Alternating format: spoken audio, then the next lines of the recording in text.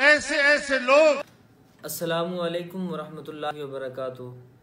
आजकल मौलाना फजलुर रहमान साहब का एक क्लिप जो कि बहुत ज़्यादा वायरल है, आपकी नज़रों से गुजरा होगा।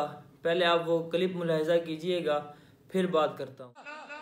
ऐसे ऐसे लोग कि जो कहते हैं कि अगर हमारी माँ के साथ ज़िना करेगा तब भी हम उसको वोट देंगे।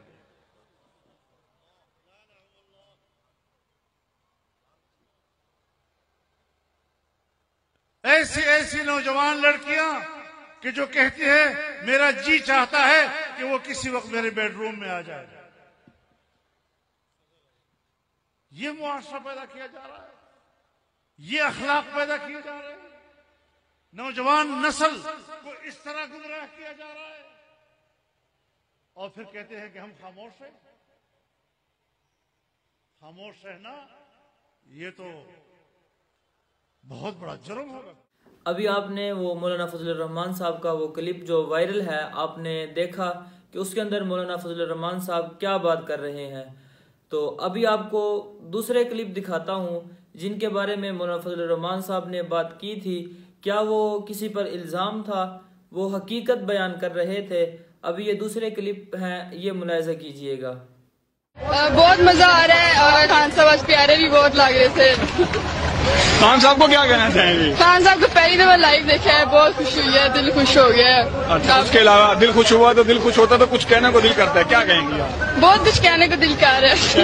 बेडरूम में आ जाए। आप नहीं करता है बंदा रूम में, बाथरूम में, बाथरूम वो भी पसंद है मुझे। जो खान साहब बाथरूम में करते हैं आपको वो भी पसंद है? वो पसंद है। मेरा हस्तफ खाना 14 साल से बेटियाई में थी।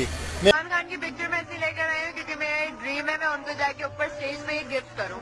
और आपकी अम्मी क्या चाहती है इमरान खान के लिए? वो इमरान खान से शादी करना चाहती है, उनकी बहुत बड़ी फैन है, उनके क्रिकेट टाइम से। तो आपके अब्बा कुछ नहीं बोलेंगे। अभी आपने वो क्लिप भी देखे हैं जिनके बारे में मौलाना फजलुर रहमान साहब ने बात की थी कि उनके सपोर्टर जो हैं पीटीआई वाले, वो ये कहते हैं कि हम बेडरूम तक जाने के लिए तैयार हैं।